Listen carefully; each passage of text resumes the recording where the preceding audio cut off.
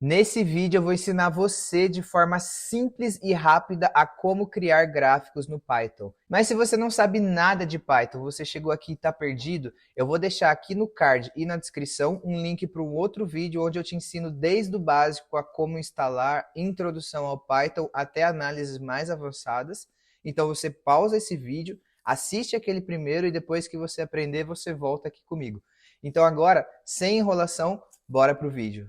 Então agora que você já sabe como programar em Python, vocês vão ganhar mais uma skill que é a criação de gráficos que vai te auxiliar na análise de dados. Vocês vão ver que quando a gente plotar todos os gráficos, o como vai ficar muito mais fácil e simples de entender o seu conjunto de dados, quais são as tendências, as correlações, os detalhes mínimos através da visualização. Então, para o primeiro passo que a gente vai fazer vocês vão entrar no meu repositório do GitHub, eu vou deixar todos os links aqui na descrição.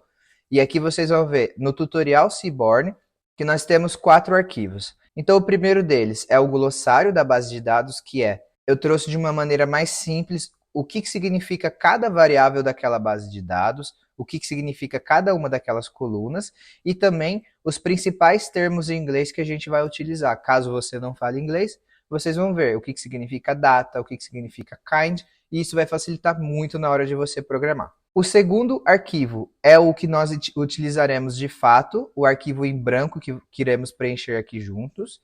E o terceiro é o arquivo completo com todas as visualizações. Eu não vou trazer todos nesse vídeo para não ficar uma coisa muito grande, mas se vocês quiserem ter mais ideias e inspirações de quais gráficos que vocês podem fazer, é só vocês clicarem nesse arquivo. Vocês vão ver toda a análise que eu fiz de uma forma muito abrangente e quais os gráficos que eu utilizei. Então, caso vocês quiserem, é só acessar esse arquivo. Então agora a gente vai voltar naquele link inicial, para isso é só vocês clicarem aqui em cima no tutorial Seaborn de novo, clicar em Code, aqui nesse botão verde, e Download Zip.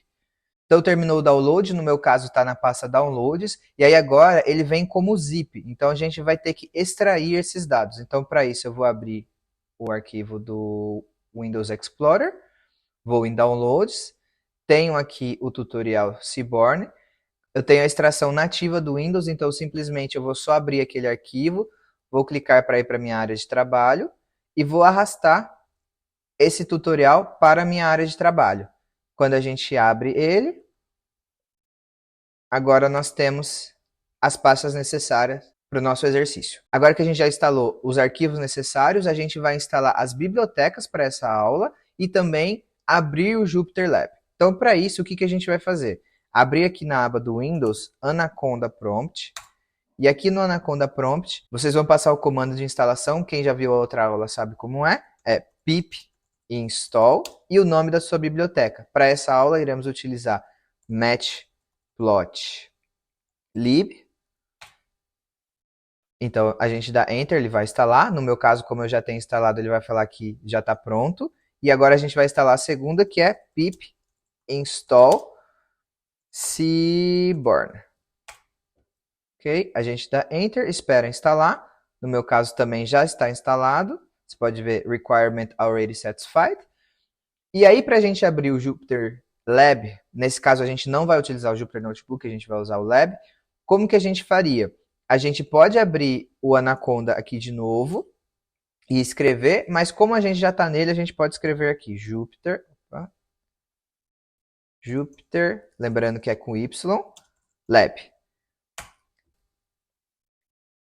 Então, vocês vão ver que carregou esse arquivo. Vocês podem ver que ele vai carregar e diretamente ele vai abrir o seu navegador. No meu caso aqui é o Google Chrome. E aqui no canto esquerdo, a gente tem as pastas. Então, por que a gente está utilizando o Jupyter Lab e não o Jupyter Notebook? O Jupyter Lab ele é uma versão mais avançada, ele tem algumas atualizações que o Jupyter Notebook não tem, então ele fica muito mais fácil de utilizar. Vocês podem ver que aqui o meu eu coloquei como Dark, então a gente tem essa opção de mudar qual que é a aparência dele. É só clicar aqui em Settings e você tem aqui no tema. Ele vem como padrão Light, mas a gente pode mudar para o Dark. Então ele tem algumas funçõezinhas assim que faz com que a usabilidade seja um pouco melhor do que a do Jupyter Notebook. Então deixa eu aumentar o zoom aqui, 100%. Para acessar aquela pasta, o que a gente vai ter que fazer? Aqui no canto esquerdo a gente tem os nossos diretórios. Eu vou clicar aqui nessa primeira pasta, que ele vai voltar lá para o início. E no nosso caso, a gente salvou na área de trabalho. Então, eu vou vir aqui em OneDrive, área de trabalho, tutorial Seaborn, ok?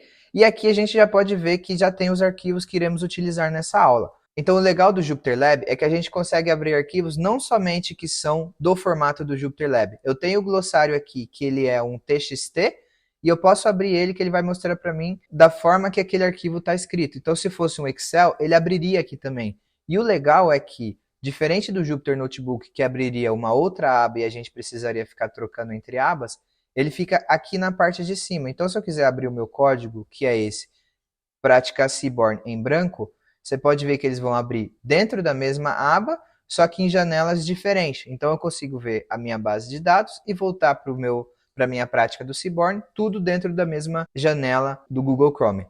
Isso fica muito mais fácil de trabalhar no dia a dia. Então, ok.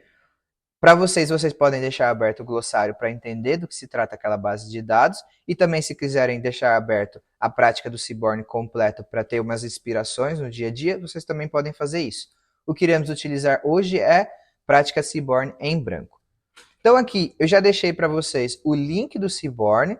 Quando vocês acessarem, vocês vão ter todas as informações sobre essa biblioteca. Importante saber, ela foi criada em cima do Matplotlib. Lembra que o Pandas foi feito em cima do NumPy? Então é a mesma coisa. Então ele fica muito mais fácil de se trabalhar do que o Matplotlib. Essa biblioteca foi criada para facilitar a criação de gráficos que era feito no Matplotlib. Então aqui dentro a gente tem todos os guias, desde a instalação até as galerias. Então esse link é muito útil se você quiser ter inspirações de quais tipos de gráficos você quer fazer. Então a gente clica aqui em galeria e tem todos os gráficos. E se a gente quer ver, por exemplo, eu quero ver esse daqui. A gente clica, ele mostra o gráfico em si e o que a gente precisa programar para ter esse gráfico. Então é muito fácil. Ok? Então vamos voltar para o nosso Jupyter Lab. E aqui o primeiro passo de todos é importar as bibliotecas necessárias. Então, para isso, a gente vai importar as mesmas que a gente fez no outro para analisar os dados em si, que é import NumPy SNP, import pandas SPD, e agora as duas bibliotecas que a gente vai utilizar agora, import matplotlib.pyplot, lembrando que precisa disso no matplotlib, splt, e o Seaborn, import Seaborn ssns. Ok? A gente vai importar as bibliotecas. Ela está carregando aqui. Enquanto está com asterisco, quer dizer que está carregando. Transformou em número, foi para a próxima, quer dizer que aquela célula já está carregada. E aí uma coisa que a gente pode fazer para facilitar a visualização é, tá vendo que a gente está selecionado aqui as janelas do Jupyter Lab, a gente tem aqui qual que é o kernel e tudo mais. Se a gente clicar mais uma vez nessa janela que está aberta, vai abrir o espaço, então fica mais fácil. E se você quiser deixar maior ainda na tela inteira, você pode clicar F11 no seu teclado, que ele vai tirar essa parte superior. Para o nosso arquivo a gente não vai precisar, eu só vou aumentar um pouco o tamanho para ficar um pouco mais fácil de visualizar.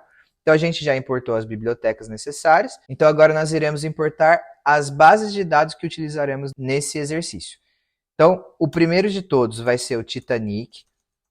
Se você já fez a competição do Kaggle, você sabe o que se trata. Então, uma base de dados onde tem as informações de todos os passageiros do Titanic, quantos deles sobreviveram ou não.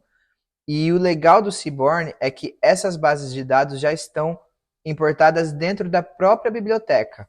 Então, quando a gente coloca SNS ponto e coloca o load, load significa carregar, vocês vão ver que tem load dataset. E aqui a gente só vai passar que a gente quer o do Titanic, fecha. E agora a gente já tem o arquivo do Titanic.head. E a gente já tem o arquivo do Titanic aqui. Então, dentro da própria biblioteca, a gente já tem essas bases de dados para treinamento. E você só passa esse comando load dataset, o nome da base de dados, e a gente já tem carregado na variável Titanic. Para esse exercício a gente vai usar o do Titanic e mais duas que são as de gorjeta. Então eu vou chamar de chips, porque chips é gorjeta em inglês. Então a gente vai dar o comando sns.load_dataset, o nome da base chips, e mais uma base de dados que é os voos desde 1940. Então é uma base de dados que mostra quanto de passageiros que voaram desde 1940 por mês, para a gente entender o comportamento dos voos em cada estação do ano. Então a gente vai chamar ela de flight, que flight é voo em inglês e é o nome da base de dados, mas a gente poderia chamar ela de voo, ok? Então sns.load_dataset, e aqui a gente vai chamar a base de dados flight e a gente tem carregado, ok? Então flights com um S. Então a gente já tem carregado as bases de dados, agora a gente pode checar as primeiras linhas dela. Então aqui na base do Titanic, lembrando que eu coloquei aqui no glossário o que significa cada uma delas. Então, por exemplo, survived significa se a pessoa sobreviveu ou não. P-class, qual que é a classe que a pessoa comprou. Então, se você tiver com dúvida na hora de fazer o exercício, é só acessar o glossário que tem toda a explicação. Então, essas são as colunas. Então, o P-class vai de 1 a 3, se ela é da classe 1, 2 ou 3. Se é homem ou mulher, qual que é a idade dela. Se a pessoa tem um irmão ou não. Essa parte a gente não vai utilizar, então você pode ignorá-la. O fare é qual que é o preço que aquela pessoa pagou na sua passagem. Embarcou é por qual cidade ela embarcou. Então você pode ver que essa coluna combina com essa, que é qual a cidade. Então você tem a inicial da cidade, qual que é a class, agora aqui está escrito por extenso, só que em inglês. Se a pessoa é homem ou mulher, se é um adulto homem, verdadeiro ou falso. Se a pessoa estava no deck, e se ela está no deck, quer dizer que ela era capitão. Então, aqui a gente tem capitão ou não. Se a pessoa sobreviveu ou não. E se ela estava sozinha no barco. Ok, essa é a do Titanic. Agora a gente vai olhar o do Chips. Então, o do Chips, o que que fala? Qual que é o total que a pessoa pagou naquele almoço, na janta, seja o que for. O quanto que ela deu de gorjeta, então tip é a gorjeta. Se era homem ou mulher. Se a pessoa era fumante ou não, qual era o dia da semana, qual que é o horário, então se era no almoço ou na janta, e qual que era o size, se estava com uma pessoa, duas ou três. E agora para o último, o flights, a gente tem qual que é o ano do voo, qual que é o mês do voo e a quantidade de passageiro. Então a gente vai conseguir entender por estação do ano como que estão os voos, se eles estão aumentando ou diminuindo. Então, se você quer saber como analisar mais a fundo a sua base de dados, assista o vídeo que está no card, que lá eu te explico tudo, como fazer uma análise usando o Python. Então, eu não vou fazer isso nessa aula, a gente já vai começar a utilizar os gráficos. Então, o primeiro grupo de gráficos que a gente tem são os gráficos relacionais. O que significa isso? Como o próprio nome diz, são gráficos que a gente vai fazer relação de uma variável com a outra. Então, para isso, a gente tem o gráfico de dispersão e o gráfico de linha. E a gente vai começar pelo dispersão. O nome dele em inglês é scatter plot. Então, ele é um gráfico que ele é muito bom para você analisar relação entre variáveis numéricas. Então, por exemplo, eu quero ver agora, na minha primeira análise, quanto que as pessoas estão pagando para entrar no Titanic de acordo com a sua idade. Então, a gente tem duas variáveis numéricas. Então, para isso, a gente vai fazer o seguinte comando, sns, ponto, e agora a gente vai passar qual que é o tipo de gráfico que a gente quer fazer. Para isso, a gente tem duas formas sempre. A gente tem gráficos relacionais e o nome do gráfico em si. Então, a gente pode passar tanto rel, de relacional, relational plot, quanto a gente pode passar o nome do gráfico e plot. Então, scatter plot. Lembrando que se você colocar só um S, ele já vai te dar uma lista de sugestões que você tem com S. No nosso caso, a gente vai usar o scatter plot. A gente vai abrir um parênteses e a gente pode usar aquele comando de Shift Tab para entender o que a gente precisa colocar dentro dessa variável. Então, eu tenho que colocar qual que é a minha base de dados, qual que é o meu X e qual que é o meu Y, ok? Então, a gente vai abrir o parênteses e o primeiro parâmetro que a gente vai passar é data, então qual a base de dados, e eu quero a Titanic. Titanic, se a gente colocar um tab a gente consegue ver. Depois eu vou passar o que eu quero no meu eixo X. Então, no meu eixo X, eu quero a idade. A idade chama age. E no meu eixo Y, eu quero a variável fare, que é o quanto a pessoa pagou na sua passagem em si. Quando a gente dá um Ctrl Enter ou um Shift Enter, você vai ver que de forma super rápida e simples, com uma linha de comando, a gente já tem um gráfico que a gente consegue começar a entender sobre aquela base de dados. Então, como eu falei, a gente tem a idade aqui no eixo X e a passagem aqui no eixo Y.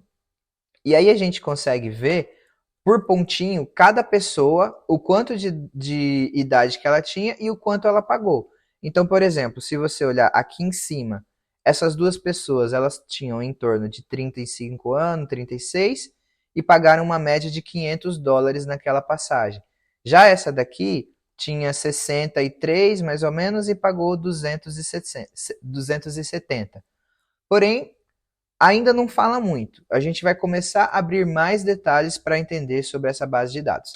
E aí, como eu tinha dito, a gente pode fazer tanto scatterplot como rel, de relational, plot. Só que aqui dentro a gente tem que passar mais um parâmetro que é o kind. Kind significa tipo. Qual é o tipo de gráfico que eu quero? Então, nesse caso, é o scatter.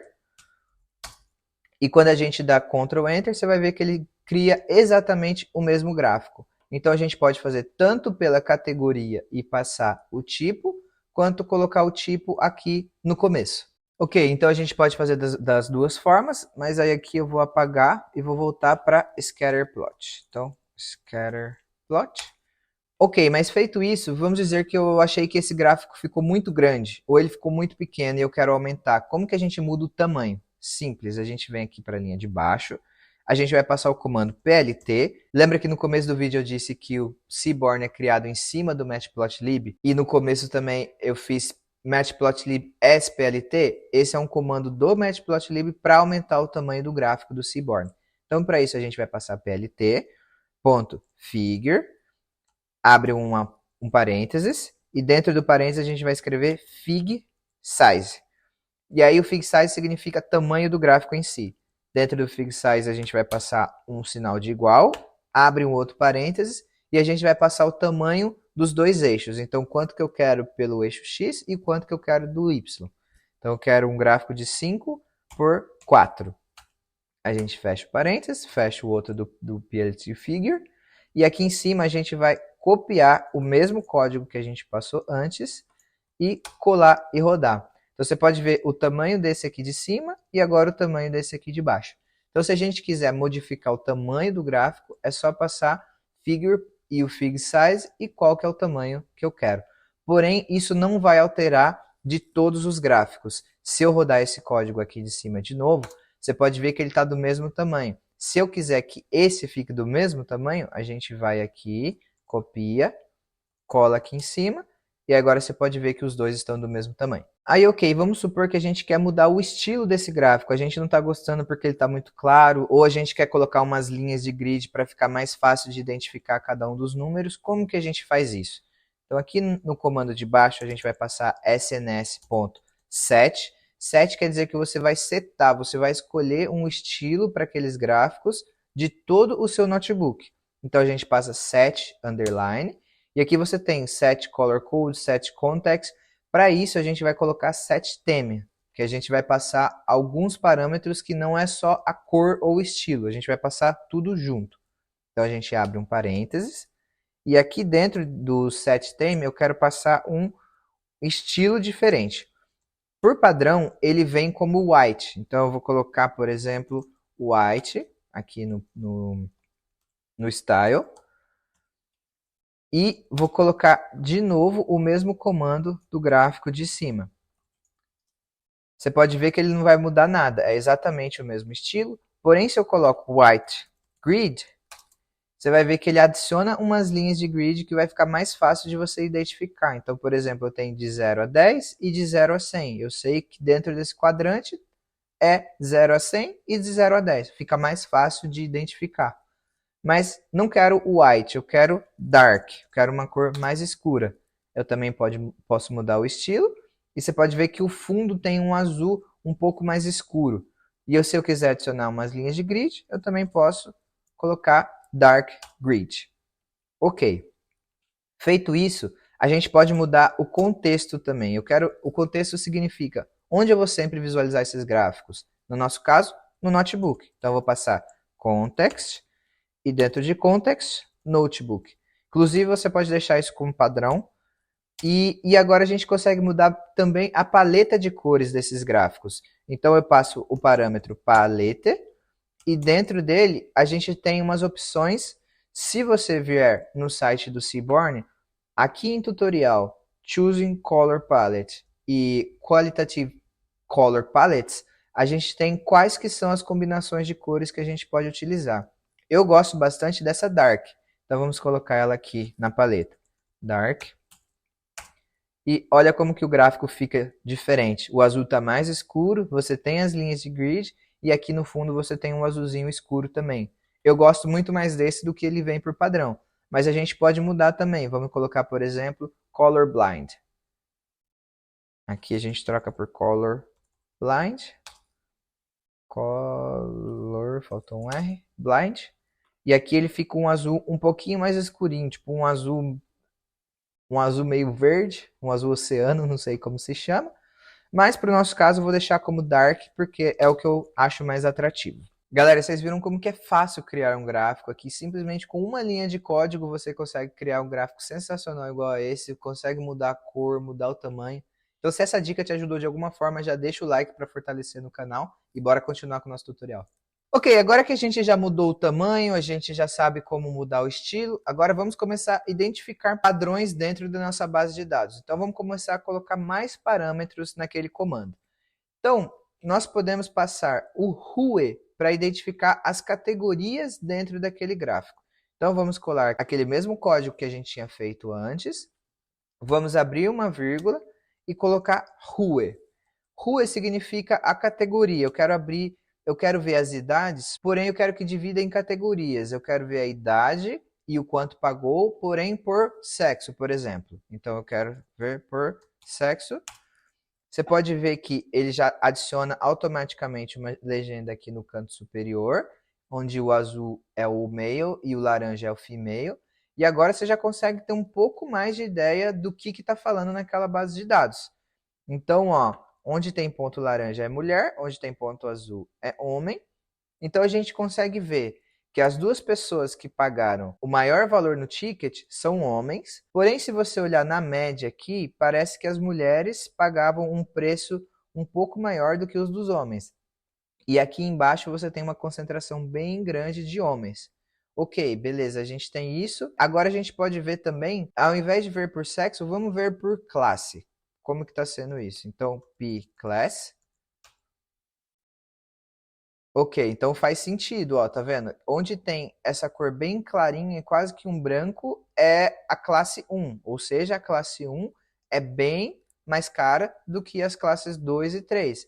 Então, na parte superior, você tem que esses aqui de cima e essa parte que era quase toda de mulheres estão na classe 1. Então, você já começa a ter mais informações que na classe 1 era mais mulheres do que homens. E os homens estão mais na classe 3, por exemplo. Então você já vê que você já consegue ter um pouco mais de informações e em vez de ficar vendo um monte de números, através dos gráficos e das cores, você já entende um pouquinho melhor do que está se tratando naquela base de dados. Indo para a próxima, agora a gente tem os gráficos de linha. Os gráficos de linhas eles são ótimos para analisar a mudança de uma variável em relação a outra. Então vamos supor, a gente quer saber quantos de passageiros que estão voando de acordo com o número dos anos. E aí, para isso, se você tiver em dúvida quais que são as informações que tem na base de dados, a gente sempre pode passar aquele comando do flights.head. Então, ok, então eu quero utilizar a minha coluna ano e passageiros. Então, no meu caso agora, a gente vai criar um SNS da line. Se a gente coloca line e dá um tab, já aparece line plot. Qual que é a base de dados que eu vou usar? Qual que é o data que a gente vai usar? A gente quer o flights. Então, utilizando o flight, o que eu quero na minha variável x, que é o que eu quero ver com o tempo? Então, vai ser o ano. Então, a gente quer a year. Lembrando de colocar o parênteses, year. E no meu eixo y, eu quero ver a quantidade de passageiros. Então a gente passa passengers e fecha isso. Quando a gente faz isso, nós temos desde lá dos anos 1940 até 1960, como que foi a evolução dos voos naquele período. Então, tá vendo que a gente consegue ver a relação de passageiros, ou como ela está crescendo em relação ao ano. Então, para isso que é muito bom utilizar o gráfico de linhas. Então, a gente pode ver que começou com uma média de 100 lá em 1940, foi subindo para 150, depois em 54 já estava em 250, até chegar em 1960 e a gente tinha quase perto de 500 pessoas voando. Então, é uma baita de uma evolução e fica muito fácil de visualizar com gráfico de linha. Aí vamos supor que eu não quero ver pelo ano, eu quero ver pelo mês. Então a gente quer ver por mês. Então o que a gente consegue ver? Uma tendência de crescer mais ou menos aqui no meio de maio para junho, julho, agosto. E o que significa isso? São os meses de verão nos países do hemisfério norte. Então aqui na Europa, nos Estados Unidos, é onde está o verão. Então faz mais sentido que as pessoas voem, porque eles vão para a praia, coisa do tipo. Enquanto que no começo e no final do ano são os meses mais frios. E tá vendo que eu consegui ver isso somente pelo gráfico? A gente não precisou pesquisar nada, não precisou analisar números, somente pelo gráfico a gente entendeu. Os meses de pico são junho, julho e agosto, e os meses de maior queda são novembro, dezembro e janeiro, que são os meses mais frios. E aí você pode ver que criou esse sombreado azul atrás da linha principal. Isso se chama intervalo de confiança. O intervalo de confiança, quando a gente está criando gráficos para Machine Learning, por exemplo, significa que os meus dados vão estar em algum local dentro daquele período. Se a gente aqui quiser tirar essa linha, é só vir aqui no código em cima, colocar mais uma vírgula e o comando error bar, e a gente vai passar none. None significa nenhum. Quando a gente dá um Enter, você pode ver que agora está só a linha ligando os pontos que a gente tinha na nossa base de dados. Então, se você quiser tirar isso, esse é o comando. E vocês vão ver agora também como é fácil de você criar mais de um gráfico de acordo com um terceiro parâmetro que a gente vai passar naquele nosso comando. Então, eu quero ver aqui nas nossas gorjetas, então aquele mesmo comando que a gente tinha feito antes, então sns.relationalplot. A gente quer ver na base de dados chips, que é a nossa base de dados de gorjeta. No meu eixo X, eu quero ver o quanto que as pessoas pagaram. Então, total, underline bill. No meu eixo Y, eu quero ver o quanto que as pessoas deram de gorjeta em si. Então, eu vou colocar Y igual a tip. Eu quero saber se a pessoa que deu a gorjeta, ela era fumante ou não. E a gente passa rue, aquele mesmo comando que a gente viu anteriormente, e se ela é smoker ou não. A gente fecha. Vocês vão ver que vai gerar um gráfico, que a gente tem aqui, então, o quanto que a pessoa pagou, o quanto que ela deu de gorjeta, deixa eu aumentar aqui um pouco, e se ela era fumante ou não. Então, o que a gente consegue analisar aqui? As pessoas que deram o maior número de gorjeta, elas não eram fumantes. Então, o valor da gorjeta tende a subir de acordo com que o valor da comanda é maior. Isso é uma coisa já um pouco mais óbvia. E a gente pode ver que as pessoas que são fumantes, elas dão menos gorjeta do que as pessoas que não são fumantes. Então, você pode ver que a comanda delas tem um valor maior, porém elas estão numa casa menor no valor da gorjeta. Agora, eu quero separar isso em duas colunas. Eu quero ver essa mesma informação, só que eu também quero ver de acordo com o horário que aquela refeição foi feita, se ela era no almoço ou na janta. Então, a gente coloca o parâmetro col, de coluna, e a gente vai colocar time. De acordo com o time, você vai ver, ele gerou aqui aquele primeiro gráfico que a gente passou aqui em cima, e ele gerou mais dois, que em cima a gente tem a legenda. Qual que é o horário? Então a gente tem lunch, que é o almoço, e dinner, que é a janta. Aqueles mesmos parâmetros que a gente tinha visto. Então, na esquerda a gente tem o valor da gorjeta, embaixo a gente tem o valor total da comanda, e laranja se ele não é fumante, e azul se ele é fumante. Então a gente pode ver que a gente tem bem menos dados aqui no almoço, Também as gorjetas vão subir de acordo com o valor da comanda final. A gente consegue ver que os fumantes pagam um pouco menos do que os fumantes. E agora aqui no horário de jantar, a gente tem bem distribuído. Então você pode ver que tem pessoas que deram uma gorjeta bem alta por um valor bem baixo de comanda. Eles deram quase que o mesmo valor que eles pagaram na refeição em gorjeta. Mas aqui também comprova aquilo que a gente tinha falado. As pessoas que são fumantes tendem a pagar menos do que as pessoas não fumantes em gorjeta. Então tá vendo? A gente separou em dois e agora não somente a gente tem o valor do total, o valor da gorjeta, se a pessoa é fumante ou não, agora a gente tem separado por coluna qual que é o horário que foi feita aquela refeição. E viu que com uma simples linha de código a gente conseguiu atingir esse resultado. Isso não é muito fácil. E agora a terceira classe de gráficos que a gente vai ver são os gráficos de distribuição. Eles são muito fáceis para a gente entender como que os nossos dados estão espalhados na nossa base de dados. Se eles estão concentrados em algum valor, se ele está totalmente espalhado igualmente, se tem um pico na ponta, um pico na outra. Então ele é muito fácil para a gente saber isso. E aqui a gente tem quais que são os tipos de gráficos que a gente vai utilizar. Então agora a gente vai criar um histograma e o histograma ele é o distplot. Então para isso a gente vai colocar sns.distplot, quando a gente dá o tab a gente já consegue ver. Abre o parênteses e esse diferente dos outros a gente vai passar a base de dados e qual que é a coluna dela. Então a gente quer na Titanic, eu quero a coluna age. Vou fechar aqui o colchetes, as aspas, os parênteses e agora a gente tem um histograma da distribuição da nossa idade na Titanic. Então a gente consegue ver que a gente tem uma concentração grande aqui entre os 20 até mais ou menos os 30, 35. A maioria das pessoas tem essa idade. Então a gente consegue entender qual que era a distribuição de pessoas. Então a gente tem um pico de crianças também, ó. Então você está vendo que eles estão entre 0 e 5 anos ali, mais ou menos. Teve bastante crianças. Depois você não tinha muita criança até uns 20 e adolescente. E depois você tem um pico grande aqui de adultos de 20 a mais ou menos 30 anos. E aí começa a cair por volta dos 40, 50, 60 e 80 a gente tem bem pouco.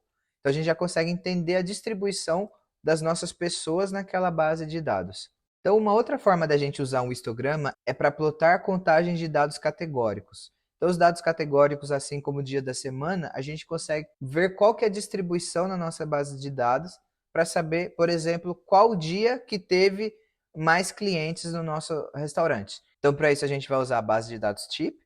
Então vamos lá plotar SNS igual histplot. E a gente vai usar a base de dados type, como eu falei. Então data é igual a types.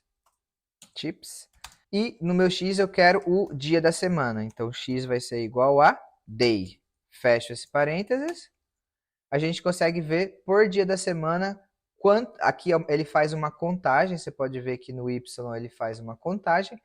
Qual é a quantidade que teve mais clientes. Então, a gente tem mais pessoas no sábado, seguido do domingo, e depois nas quintas-feiras, o que faz sentido, é o que a gente vê realmente nos restaurantes. Então, o histograma ele é fácil para a gente ver a contagem de dados categóricos, como dia da semana, como sexo. A gente pode trocar aqui, então, em vez de type, eu quero ver na minha base de Titanic por sexo. Então a gente consegue ver que no navio a gente tinha muito mais pessoas do sexo masculino do que pessoas do sexo feminino. Então é fácil para a gente conseguir ver esses padrões entre dados categóricos também.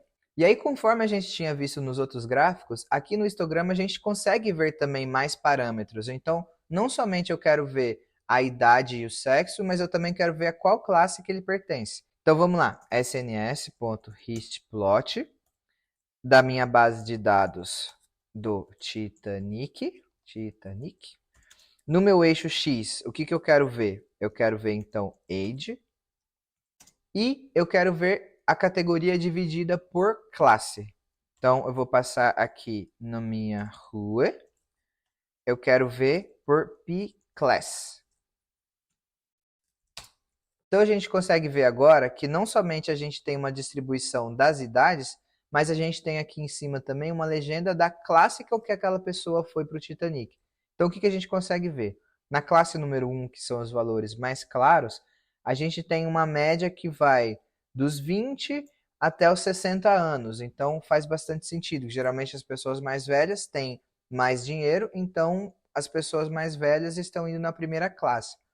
A segunda classe são pessoas que são as crianças, que são os filhos dessas pessoas, provavelmente. Alguma das pessoas de 20 até 40 anos, mais ou menos.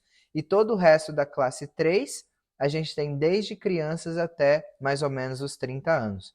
E agora, se eu não quiser ver por classe, eu quero ver por sexo, a gente pode copiar esse mesmo código, colar aqui embaixo, e ao invés de ser P-Class, a gente vai trocar por sexo.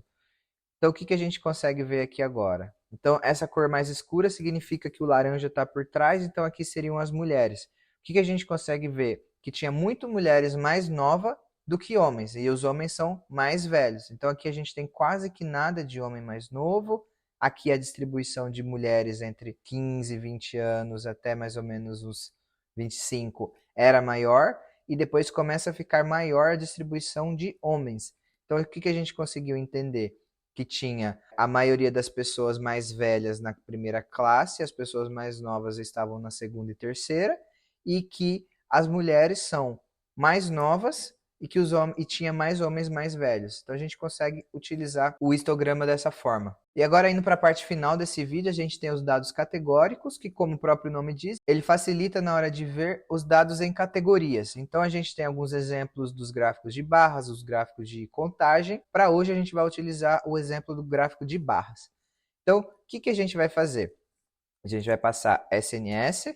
Eu coloquei aqui um exemplo em cima que a gente pode colocar tanto cat plot de category plot ou escrever o nome em si. Então, nesse caso, a gente vai colocar bar. Se a gente der um tab, já tem o plot. Qual que é a base de dados que a gente vai utilizar agora? Titanic. Então, data igual a Titanic. E o que eu quero ver? Eu quero ver no eixo X o gênero e eu quero ver no eixo Y se as pessoas sobreviveram ou não. Então, eu não vou fazer uma contagem igual o histplot, que eu contava quantas pessoas que tinha por cada gênero. Eu quero ver das pessoas que eram homens e mulheres, quanto que elas sobreviveram ou não. Então, no meu eixo X, eu tenho sexo. E no meu eixo Y, eu tenho survived. E aí, agora a gente fecha e a gente consegue ver. Então, de homens, a gente consegue ver que teve muito menos do que mulheres. Então, quem assistiu o filme sabe que as mulheres saíram no barco, então essas informações fazem sentido. Então, a gente tem 0 quando morreu e 1 ou perto de 100% quando sobreviveu. Então, a gente tinha a maior parte de pessoas do sexo feminino que sobreviveram em relação aos homens. Então agora, ao invés de eu ver por sexo, eu quero ver por classe. Quais as classes que tiveram uma taxa maior de sobrevivência? Então eu vou trocar aqui no meu eixo X para P-Class. E aí eu consigo ver, ó. Então, também quem assistiu o filme sabe que as pessoas da classe 1 sobreviveram mais. Então, sobreviveram mais mulheres e mais pessoas da primeira classe. E quem sobreviveu menos, as pessoas que mais morreram, foram as pessoas da terceira classe. Então, igual os outros gráficos, a gente consegue também adicionar umas categorias. Então, vamos trocar aqui. Ao invés do X ser P-Class, a gente vai deixar sexo, igual estava antes.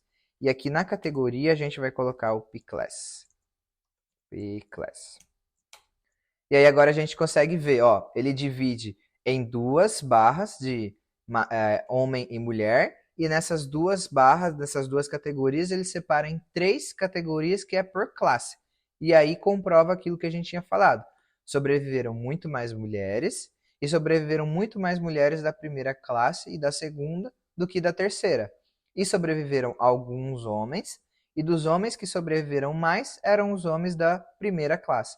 E aí agora a gente vai para o gráfico de contagem, tá? Então dentro dos gráficos de categoria, a gente também tem o de contagem, e para isso a gente vai fazer um sns.countplot.